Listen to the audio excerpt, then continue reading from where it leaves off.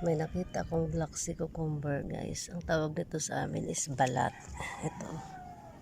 Takot na takot ng iba nito humawak eh. Kasi may ano to guys, may lumalabas na ano, parang white na dumidikit sa kamay. Ito yung ano, lumiit siya. Oh, tingnan nyo guys. Lumiit siya. Black sea cucumber, ano nito guys, tawag. Lumiit siya, pero tingnan mo siya sa ilalim, mahaba. Yan, ibalik natin sa lupa.